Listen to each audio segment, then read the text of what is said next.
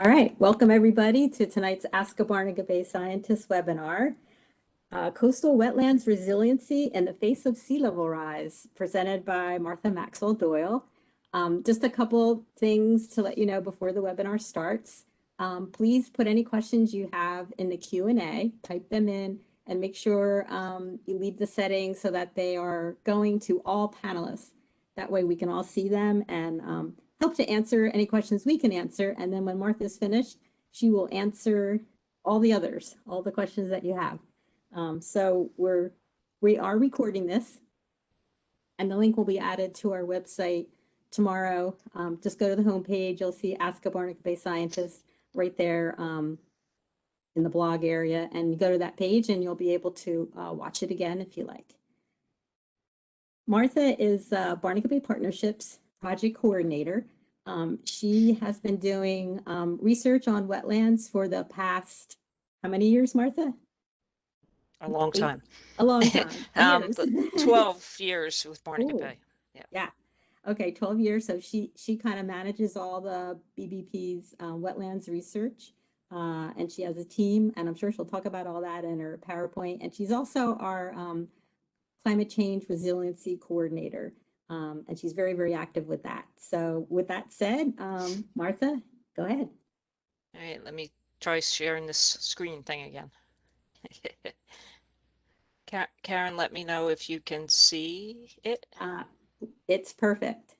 All right, I can't see my, just hold on, I'm sorry, because I can't see my presentation for some reason. Oh, why? I don't know what it's doing here. Oh, hold on one second, I'm sorry. Okay, thank you, Karen. And for all of you that have joined us this evening to talk about the future of New Jersey's coastal wetlands. And I do recognize a few of you that have participated and are actually also wetlands aficionados. So thank you for joining us tonight on this beautiful spring night. So tonight's topics, we're going to basically cover these areas. First, defining what resilience is, climate change and resiliency considerations, how wetlands are affected with climate, also the work that we're doing, the Mid-Atlantic Coastal Wetlands Assessment, and then just a little bit about what New Jersey is doing to adapt and prepare for climate change. So let's start out with a basic definition, and this is pretty uniform across the board, but this particular definition is what was used by Rebuild by Design, which is the group that did a lot of work post-Sandy, and on the lower left-hand side you can see the famous Seaside Heights photo. So basically, it's our ability to prepare our communities to make them strong enough to withstand environmental disturbances, or in other cases, other disasters like terrorism, and to give them the capability to recover as quickly as possible when the damage is unavoidable. So it's basically, being resilient means to be able to bounce back more quickly because we've prepared for that, as opposed to not doing anything. So let's start out with how humans have impacted our coast over time. This animation was developed by Rutgers Center for Remote Sensing and Spatial Analysis, and it looks at the change in natural lands from the 1600s and then projects it out to 2050. And basically, the dark areas that you see are development. So it goes from being very green, and then you can see kind of the 95 corridor, and then the continued development, and then gradually as development is also pushed towards the coast. In the upper right-hand corner of the screen, you see Holgate, and which is part of Edwin B. Forsyth, and and then behind it is Long Beach Island. And what you see with Holgate is because it's natural, it moves, versus LBI, which is basically either we're putting sediment on the beach or else we've bulkheaded the backside. And then in the lower right-hand corner, you see this is Beach Haven West. And why I just want to point it out was originally this was all wetlands. And, during the 50s and 60s, a lot of these communities, these lagoon communities, were built into the coastal wetlands, not only in Barnegat Bay, but in other parts of New Jersey. So this this is called a word cloud, and it illustrates the impacts and complexities of climate change and how adapting to the future and becoming resilient must include and integrate a lot of different disciplines and types of science and people and all different kinds of people in general, and also all levels of government. And the point I just want to drive home here is we all play some part within this word cloud. So the next few slides are going to cover some of the climate related vulnerabilities here in New Jersey, and all the slides that I'm showing you are all New Jersey oriented, and that how they'll either impact humans or the natural environment or both. So this first slide shows the changes in temperature over time, and what it's using is the lower emissions values that are calculated. So meaning if we reduced our emissions to the lower level, which is kind of that turquoise color, we would see temperatures continuing to climb up into that level. And if we do nothing, that higher emissions level, you can see where it would be headed to. So, this is important because this warming is already significantly affecting not only human health, but in the natural environment. It's impacting our weather, our flora and fauna communities, which also includes our forest, wetlands, fisheries and their productivity, and also their geographic distribution, meaning that in plant terms, those zones are continuing to move more to the north. And also from a fishery standpoint, you see the same thing where we're now starting to see more subtropical fish much more commonly in Barnegat Bay than we have in years past.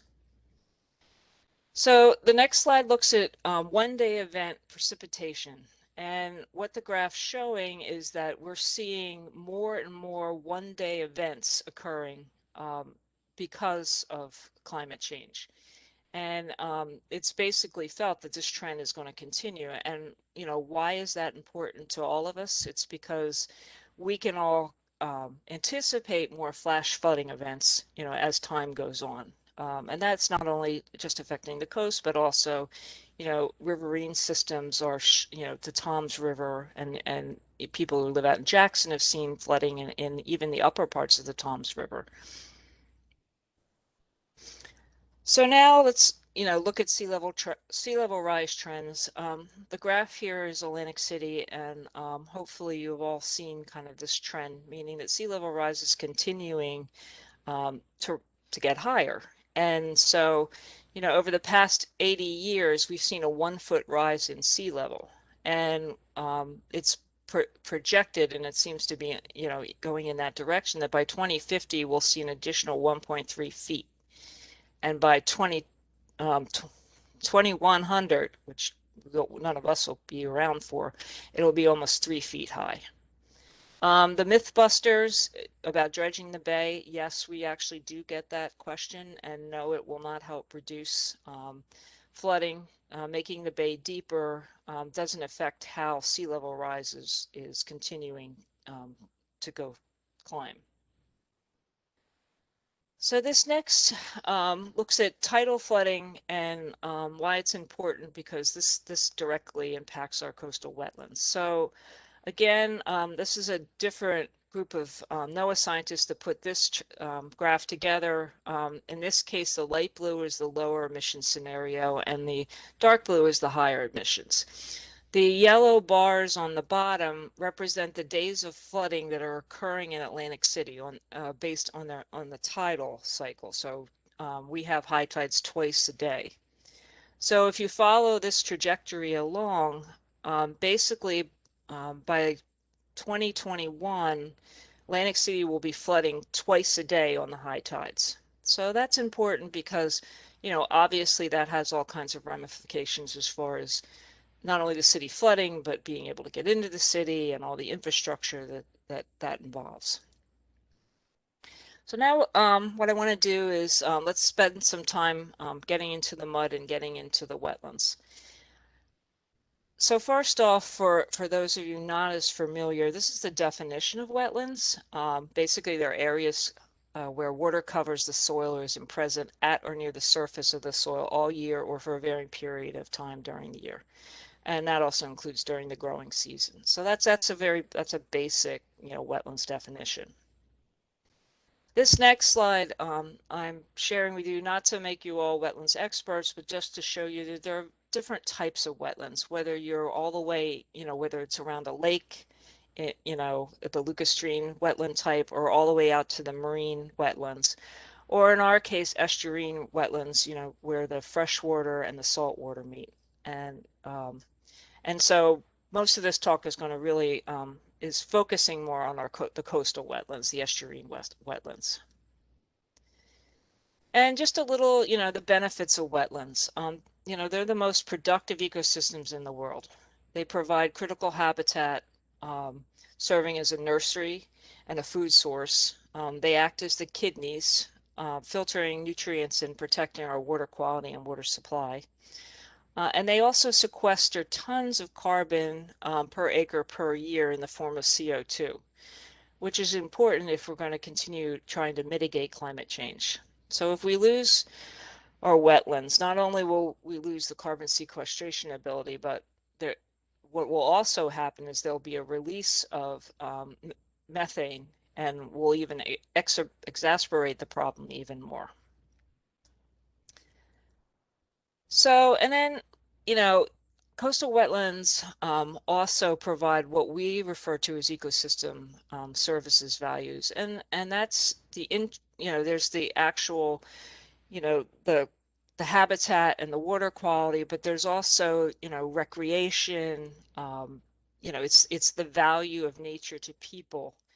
And many times it hasn't been quantified over the last probably 20 years. There's been economists that have tried to, start putting numbers on what it represents. But even if you think of it in the simplest terms, tourism is a $5 billion industry for Ocean County alone. And a lot of that is, geared directly to our natural environment. So how important.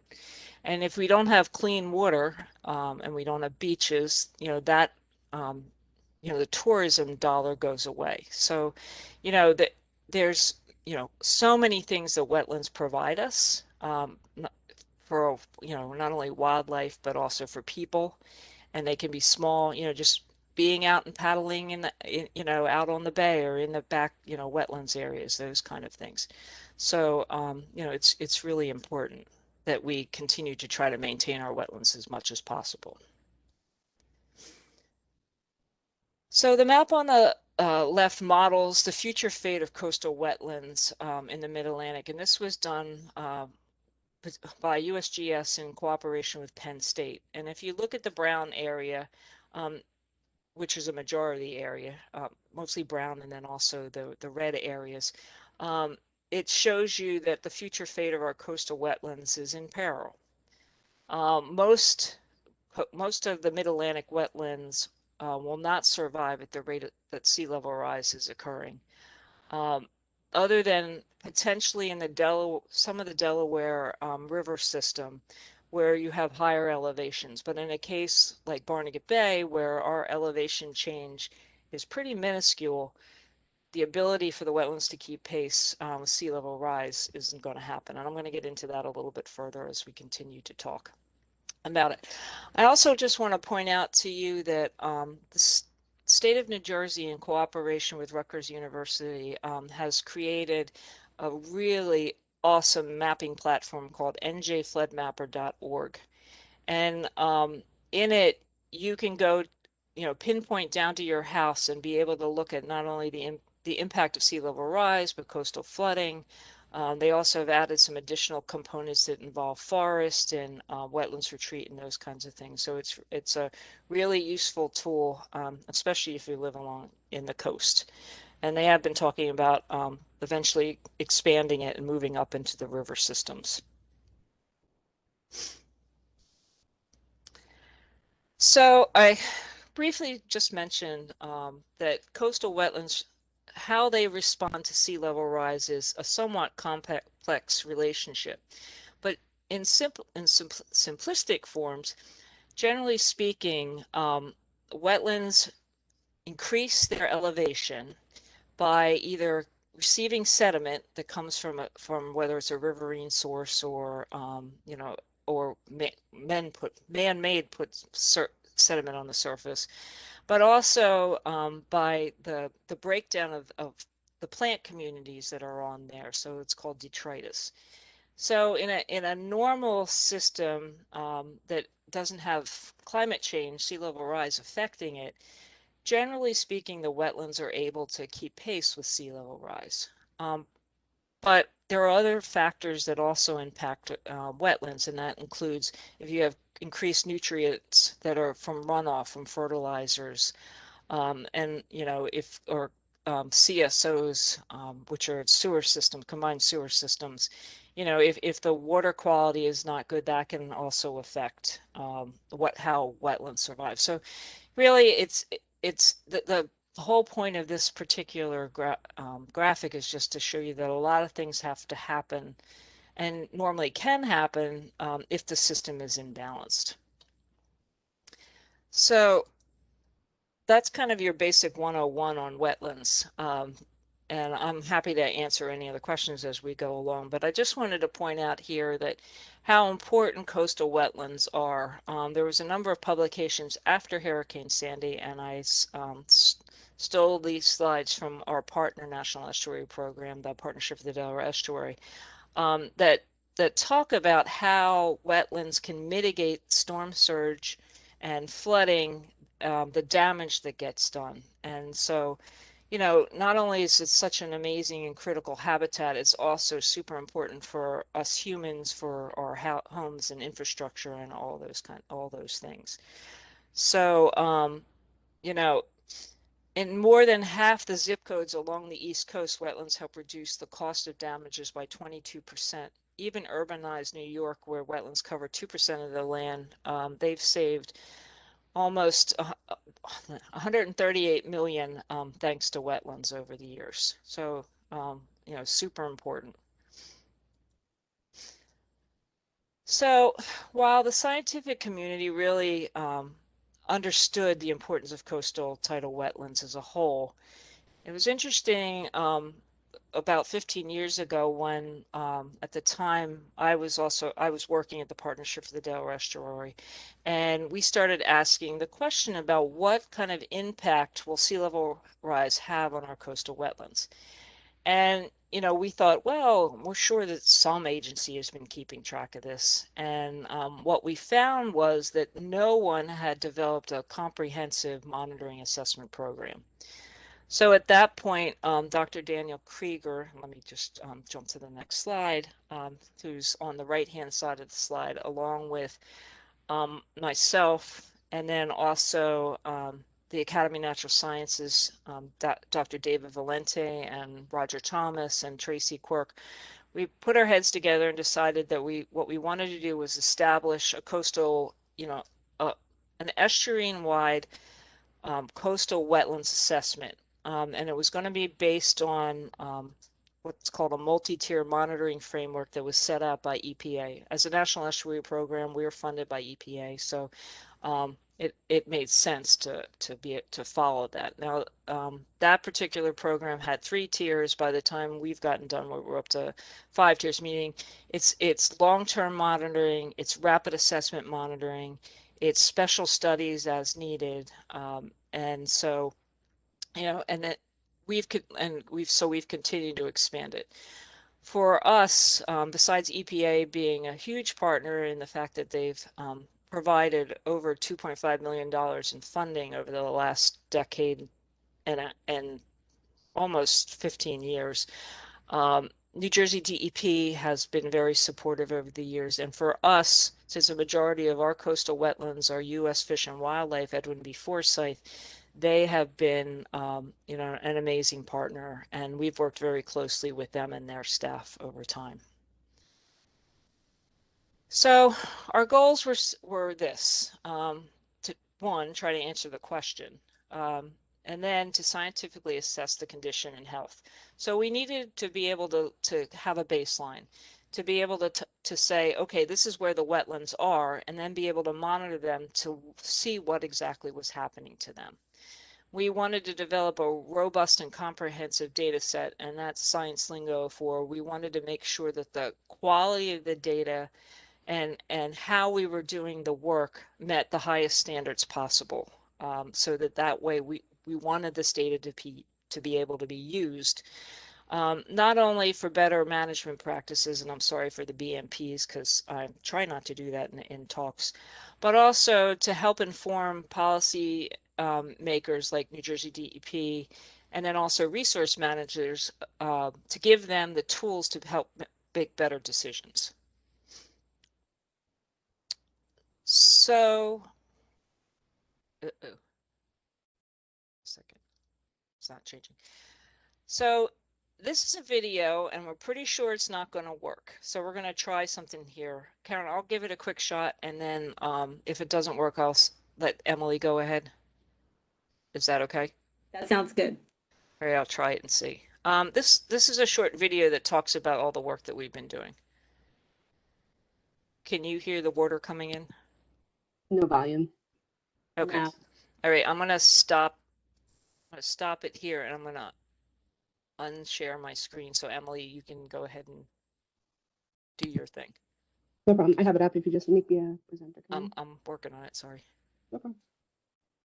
So everyone, this is Emily Peril. She's actually our wetlands coordinator. She does an awful lot of the work. It's her responsibility to gather all this data and maintain, high scientific standards. She works with all of our partners in New Jersey, especially the Partnership for the Delaware Estuary, and New Jersey DEP, and then also on the phone, I'm dating myself, on the video, Shannon Vasquez is also, and Shannon's also part of this dynamic team. Em, you want to give it a shot? Yeah, so just let me know if you can hear it. Right.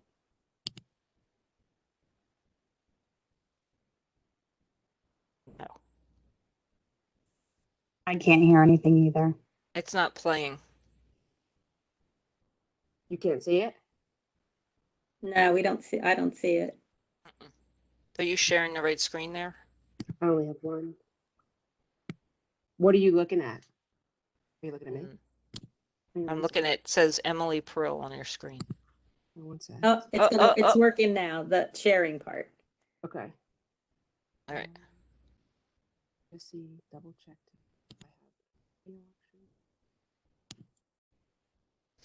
I apologize to our audience. It works in Zoom, but OCC's platform is WebEx, and so we're having some technical issues here with it. Emily, are you playing it?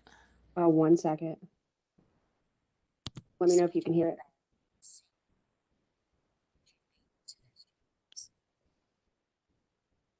No. No. No sound. Yeah, I don't have any other So options for sound.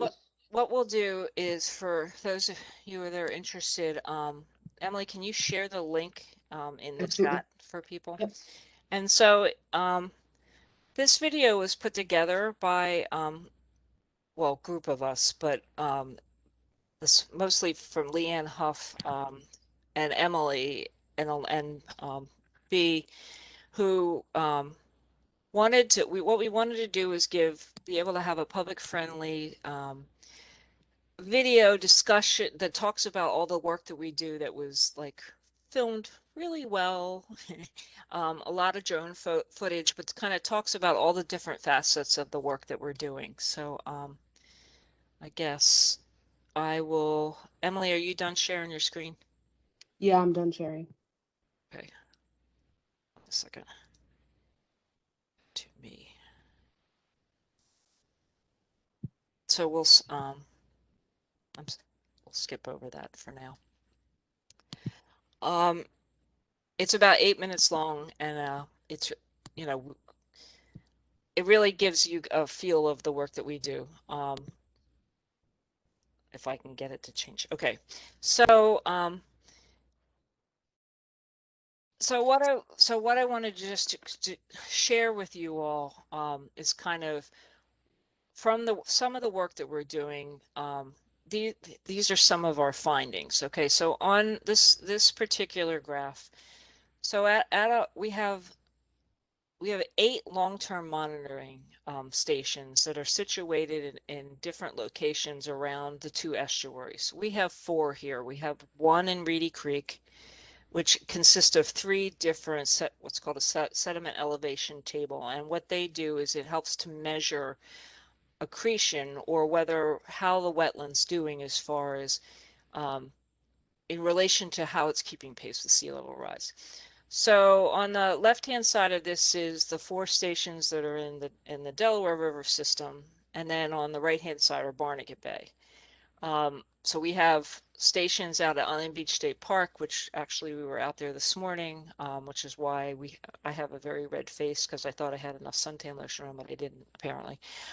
Reedy Creek, which is in the northern end of Barnegat Bay, in Brick Township. West Creek and Horse Point, which are in the southern parts of Barnegat Bay, or as some locals also refer that to as also Little Lake Harbor Bay, but it's all part of our estuary study area. And what you see is the red line is demarks sea level rise, like where sea level is. And then the bars are showing you whether or not those, over a period of time, whether those wetlands are able to keep pace with sea level rise. So localized sea level rise in Barnegat Bay is about 4.7 millimeters a year. Obviously in the Delaware Bay, they're generally doing better as far as the wetlands keeping pace with sea level rise. In Barnegat Bay, kind of with the exception of West Creek, which had some management done on it in terms of mosquito management, which is why the bars are kind of higher than the other, we're not really keeping pace with sea level rise. And why the other aspect of concern for us is that sea level rise is increasing at a faster rate here in New Jersey, and within on the Atlantic, the Mid-Atlantic, for a number of reasons. So we're very concerned that the future of our wetlands is not looking too good unless we do some things to help that, and that we'll get into in a couple minutes. So, and this is our rapid assessment, and anyone that's familiar with kind of the Barnegat Bay area, the northern part, the red part, is where most of our development has occurred. And those wetlands are not doing as well. They're either moderately stressed or severely stressed, meaning they need help. The lower part, which is basically from Barnegat Township, Barnegat municipality south, which also includes the larger expanses of wetlands, are doing better, although there are some areas where they're stressed. And one of the continued stressors for us is erosion. We are losing the edges very quickly, and in this picture here you can see one of someone who's standing down at the bottom, and you can see all the erosion that has occurred. And then up top, and I believe this picture is from the Delaware, they're using a device called an RTK GPS to actually look at that. We take shoreline measurements, and then we go back year after year, and then when you process that data and you lay it over on maps, you can see how much erosion has been occurring. In the lower part of your screen, the picture that you see there is a marsh complex called the Nellie Bennett Marsh. It's up in Point Pleasant Beach, and that's pretty much a poster child for everything that could be going wrong with wetlands at this point. You've got a lot of erosion on the edge. The water level has gotten such that you're losing a lot of the plant communities. It's very broken up and spotty. It gets impacted. This is along the Metedeconk River. There's a lot of wave action that comes in here, and so, this is kind of a prime example of the future fate of our wetlands if we don't intercede. So, our wetlands are really at risk. Sea level rise, we're seeing more storms with higher intensities. And, whilst the Sandy storms happen, we actually see probably more damage occur during long periods of nor'easters where you get that constant pounding on the shores, and longer periods where the water levels, higher up in the bay. Or rapid loss of erosion. We lose about 1 acre of wetlands due to erosion a year. Now that's a generalization, but that's about what we're losing. So if over a period of time, obviously, if the wetlands don't drown, they're going to continue to erode back towards the mainland. And the problem with that is, since a lot of our wetlands are built up, there's no place for the wetlands to go because you're running into houses or, Route 9. And then, of course, the loss of wetlands is a loss of habitat, and it also has water quality consequences. So, that's, there are days that it's depressing, the work that we do, but on the other hand, we also are excited to kind of be at that forefront to be able to help inform decisions that are made along the way. So I want to kind of talk just a little bit about what the state of New Jersey is doing, and also point out some resources for you all. So the state of New Jersey has been a little bit behind the curve up until the last 4 years for political reasons.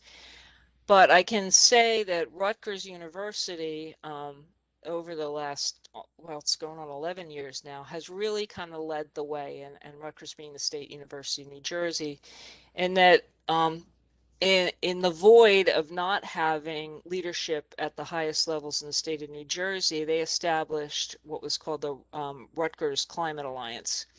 Initially, it had a little bit different name, but that group is a group of high-level stakeholders that represent businesses, environmental groups, and the research community that have come together to produce the documents that are guiding the climate planning that is going on now. And to that recognition, in 2020, Governor Murphy created by statute the Rutgers Climate Resource Center, which is kind of a one-stop area for anything and everything you want to know about climate change in New Jersey. So if that njadapt.org, that's what goes with the Rutgers Climate Center. So as I mentioned now, from the state government perspective, while it took a while to get things rolling, Governor Murphy has really taken a number of actions that he's put in motion using his executive order power. And the first one is what's called Executive Order 89, which established New Jersey's statewide climate change resiliency strategy. And interestingly enough, that's going to be rolled out tomorrow on Earth Day. It's the draft climate resiliency strategy. And the object is to promote kind of that long-term mitigation, adaptation, and resilience for New Jersey's economy, communities, infrastructure, natural resources. And it's a statewide effort.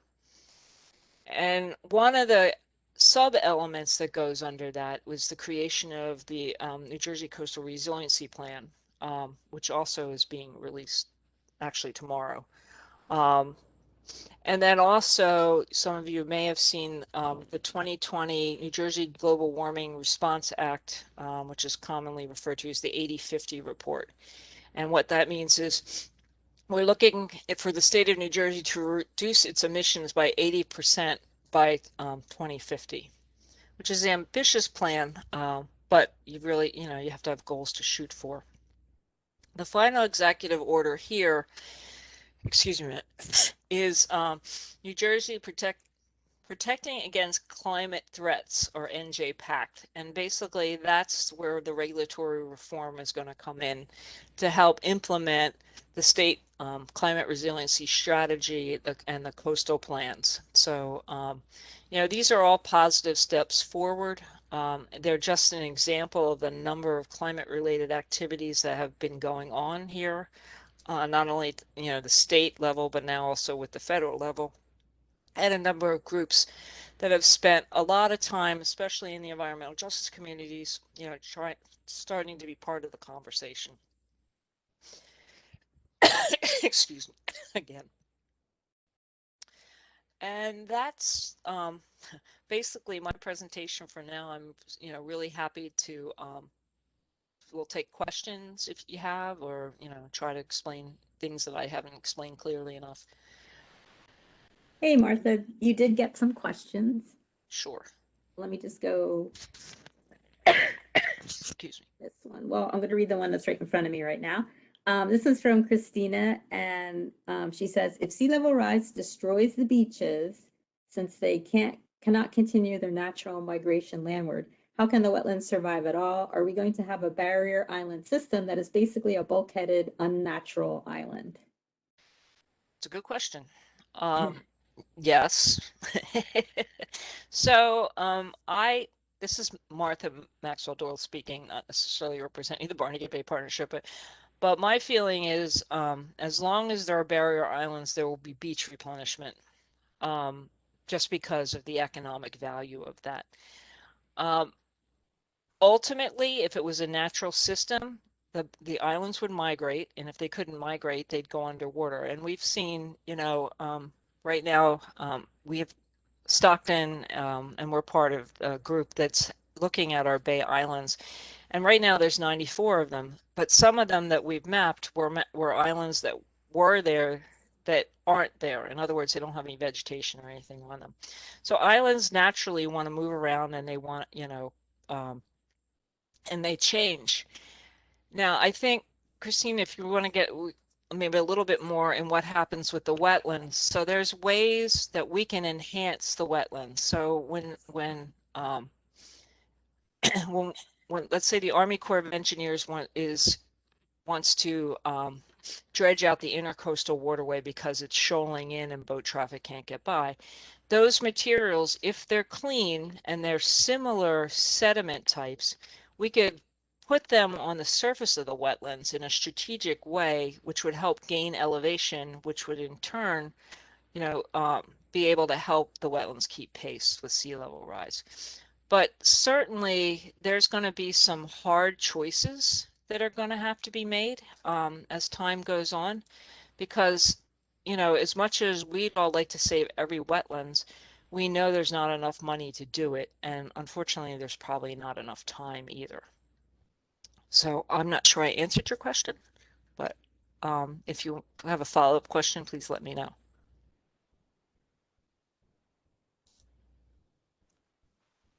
Okay, Sarah is asking, how do you estimate the cost of property damage not incurred after Hurricane Sandy?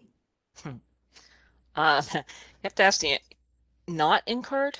So that was the question, Karen? Yeah, I'm not sure, maybe Sarah can explain that a little better. So most of the time when you see estimated values, it's done through the insurance companies. So the claims and the amount of claims, and a lot of that happens to FEMA, which is the Federal Emergency Management Agency for the government. So a lot of the numbers that you see are based on real value of replacing whatever was lost at that time. So Christina actually has a follow-up comment to your answer. Okay. She says, beach replenishment is a losing battle in the long run since it accelerates the erosion. So in the long run, the answer is to migrate civilization landward to accommodate the natural migration. It's her opinion. No, that is, Yeah. I agree with that. Yes, that is definitely one of the options. In the end, nature's going to win out. So no matter how long we try to stave it off, we're better off learning how to live with it and work with it, as opposed to trying to, continue to fight it. Because, while we kind of love the area that we live in to death, and that's why so many people want to move down here and live down here, is they want the natural resources. But what they don't understand is it's a natural environment, and those environments want to do what they do. And so you're right. It's not a popular political comment, but in the end, as a natural resource manager, the writing's on the wall.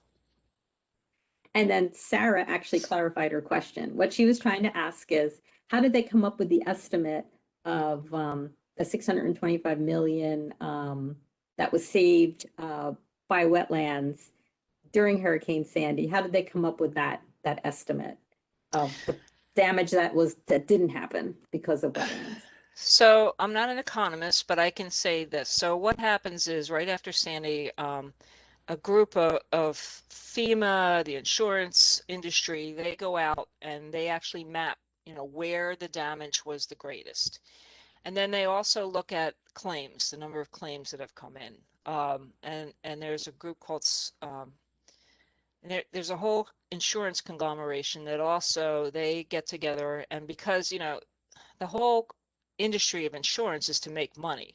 And obviously, if you have a lot of losses, the insurance companies are very keen on keeping track of multiple loss kind of things. So when they go to calculate this out, you can look at, and we saw it right after, well, not right after, a few weeks after Sandy, when we were allowed back on the bay, that you could see the homes that were behind wetlands fared much better than the homes where it was just bulkhead. And so where the water was coming up and hitting the bulkhead, and then you were getting the hard washover, you saw a tremendous amount of damage. With the homes that were behind wetlands, you saw much less because wetlands help mitigate that energy, the surge energy. Now, also there was a mitigating factor for us in that the water level at Sandy, the tide never went out starting basically midweek before Sandy hit. So we had very high water in the bay to begin with. And then you bring in the storm surge and we had even, much higher places that had never flooded before we saw the damage. So again, I'm not an insurance, but that's, there's been a number of studies that look at the mitigating effects of wetlands on private property if you have them. Jean Marie is asking, what can volunteers do? Well, if you're interested in being a citizen scientist, so, there's 28 miles to Barnegat Bay. And I don't know off the top of my head, but there's a whole lot more shoreline surface. So we have a program called Paddle for the Edge that's run by Shannon Vasquez, who's also on this presentation tonight. We train citizen scientists that can go out. They can use they use an app tool on their phone, and they go out and help us assess various shorelines and things. And Shannon would love to talk to you if you're interested in that. I think the other thing is the more that we can help educate people on how important wetlands are to our future, the more important that is, because really having a more educated general population. And it's very interesting for me, and this is my editorial comment, in that, I've lived down here in Tuckerton for the last 20 some years. And, we're getting a number of people moving in, which isn't a bad thing, but they're coming from more urban areas. And quite frankly, they don't have a clue about wetlands other than they feel that they're evil because of mosquitoes and horseflies. And we certainly spend a lot of time talking to residents and things about, really how important wetlands are, especially the newcomers to the area.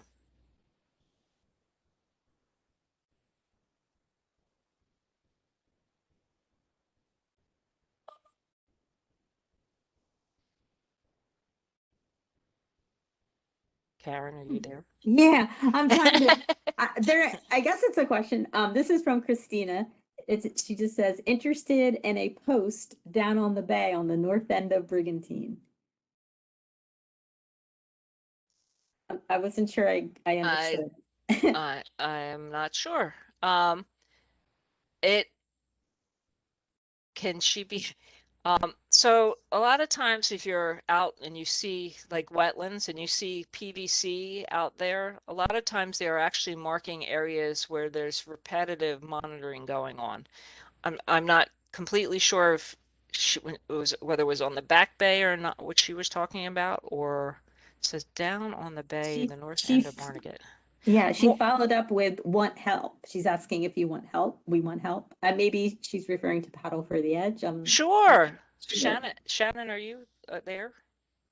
I put the Hi, email. I Martha. think Yes, wanna I'm here. Talk a I'm little trying bit to about, figure out how to send. I can't send my email address out to everybody. I'll Yeah. do it. Like You I'm trying to talk put it about, in the question and answer thing, and it won't work. I think I Karen. did it once. I'm doing it again. Okay. Okay, thank Shannon, you. why don't you talk a little bit about Paddle for the Edge and that it's coming up and Okay, so Paddle for the Edge is our Barnegat Bay Partnership Citizen Science Program. So basically, I will train you to become a citizen scientist, and you'll be able to go out into an assigned section of the bay in your kayak, and I will teach you how to use an app on your cell phone, on your smartphone, and you can use that to collect data along the edge of the marsh in the bay. So Karen, I think, just put the email address out there in the Q&A box. So if you're interested in joining us this year, our survey will be for the month of July, but we're going to get started with training in the next couple of weeks here. So go ahead and email paddle, the number 4, theedge@gmail.com, and I'll send you all the information that you need to help us out this summer. so it's really exciting. You know, not only are you out and really helping us, because there's no way that we could possibly do the work that all of you are doing covering the area you have, but you know, we've done this for the last 5 years and gathered almost 6,000 points. Of those points, there's pictures involved, and then the data that you're collecting, that you're recording on the app that you use your cell phone to do. And the really cool part about it is now we're starting to use that data to help inform other things like the Barnegat Bay Islands project. So it's really cool, and Shannon's done a great job, and Emily too. Emily was involved in the early stages. I don't see any other questions right now. Does anybody else have any more that they want to put in to Q&A? If not, if you have further questions, you want to talk about more things, please feel free. Probably the best thing right now, because we're still working remotely, is to email me at mmdoyle@ocean.edu, and I'm happy to you know, talk to you about anything wetlands and climate related. Also, Jean Marie, I believe she's asking if you're able to share the PowerPoint. We did record this, and the link to the recording we'll put on the Barnegat Bay Partnership website. If you go to the homepage under the blog, you'll see a link to the page, Ask a Barnegat Bay Scientist page, and then that's where you can, you know, see the recording. You'll see the slides, and you'll hear everything that Martha said, which is also good. So Karen, can you also include the link to the video that we couldn't get to have Yes. sound on? That would be great. Absolutely. I'll put that link up there too. Okay. And one more thing before everybody goes, if you want to learn more about Paddle for the Edge and the islands work that we're doing and how we're using Paddle for the Edge for our islands, Bay Islands research, we'll be doing one of these talks, the Ask a Barnegat Bay Scientist, on, I believe, May 25th. So watch out for that too, and join us for that to learn more. Nice. Thank you, Shannon. Okay, thank you everyone for joining us tonight, you. and feel free to send your questions if you think of them later. And thank you, Martha, for an awesome presentation. Even though I work with you, I always learn a lot whenever I hear you talk. So thank you. All right. Thanks. Thanks, everyone.